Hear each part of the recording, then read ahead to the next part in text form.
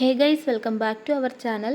അപ്പോൾ ഇന്നത്തെ വീഡിയോ ഞാൻ എൻ്റെ ഒരു എക്സ്പീരിയൻസ് നിങ്ങളുമായിട്ട് ഷെയർ ചെയ്യാൻ വേണ്ടിയിട്ടാണ്.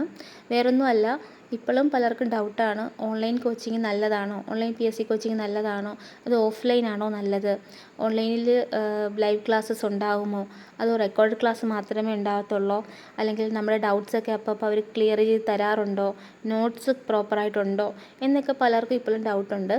അപ്പോൾ എൻ്റെ ഒരു എക്സ്പീരിയൻസിൽ ഞാൻ ആദ്യമായിട്ട് ഒരു കോച്ചിങ്ങിന് പോയിട്ട് എഴുതിയൊരു എക്സാമായിരുന്നു ലാസ്റ്റ് നടന്ന LPUP എക്സാം. എനിക്ക് ഓഫ്ലൈനായിട്ട് പോയി പഠിക്കാനുള്ള സാഹചര്യം ഇല്ലായിരുന്നു. അതുകൊണ്ട് ഞാൻ ഓൺലൈനായിട്ടാണ് പഠിച്ചത്.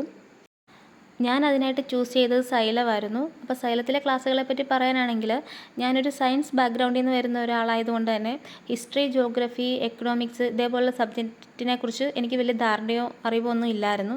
അപ്പോൾ അതിനെക്കുറിച്ചൊക്കെ കുറച്ചെങ്കിലും കാര്യങ്ങൾ എനിക്ക് മനസ്സിലാക്കി തന്നത് സൈലം തന്നെയാണ്. പിന്നെ സയൻസ് ക്ലാസ്സുകളൊക്കെ ആണെങ്കിൽ പോലും നമുക്ക് എളുപ്പം മനസ്സിലാകാവുന്ന രീതിയിലുള്ള കോഡുകളും ടിപ്സുകളും പറഞ്ഞു തരാറുണ്ട്. മാത്സ് ക്ലാസ്സൊക്കെ ആണെങ്കിലും ഇപ്പോൾ ഒത്തിരി പാടായിട്ടുള്ള കാര്യങ്ങളൊക്കെ ആണെങ്കിലും നമുക്ക് പെട്ടെന്ന് തന്നെ ഈസി ട്രിക്സിലൂടെയൊക്കെ പഠിപ്പിച്ച് തരാറുണ്ട്. അപ്പം ക്ലാസ്സുകളെ പറ്റിയൊക്കെ ആണെങ്കിലും എനിക്ക് വളരെ നല്ല അഭിപ്രായം തന്നെയാണ് എൻ്റെ ഒരു എക്സ്പീരിയൻസിൽ എനിക്കുള്ളത്. ദിവസവും 3 ക്ലാസ് ആയിരിക്കും ഉണ്ടാവുക. അപ്പോൾ അതിന് രാവിലെ തന്നെ അപ്ഡേറ്റ് ചെയ്തിട്ടുണ്ടായിരിക്കും, ഇന്ന സമയത്ത് ഇന്ന ക്ലാസ് എന്നുള്ളതൊക്കെ. അപ്പോൾ അതിനനുസരിച്ച് നമുക്ക് ജോയിൻ ചെയ്താൽ മതി.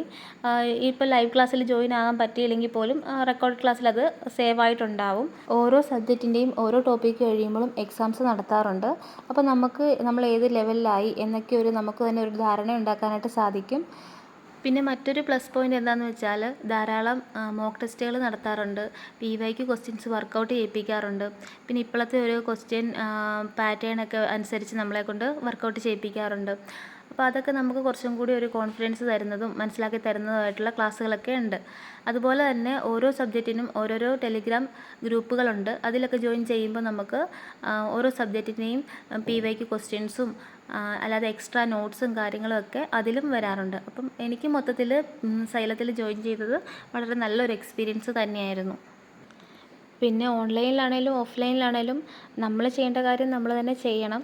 അപ്പം നമ്മൾ നന്നായിട്ട് വർക്കൗട്ട് ചെയ്താലേ ഉള്ളൂ നമുക്ക് ആ ലക്ഷ്യത്തിലേക്ക് എത്തിച്ചേരാനായിട്ട് സാധിക്കത്തുള്ളൂ. അപ്പം ഇപ്രാവശ്യം നമുക്ക് എല്ലാവർക്കും ഒരുമിച്ച് പ്രയത്നിച്ച് നമ്മുടെ ലക്ഷ്യത്തിലേക്ക് എത്തിച്ചേരാം.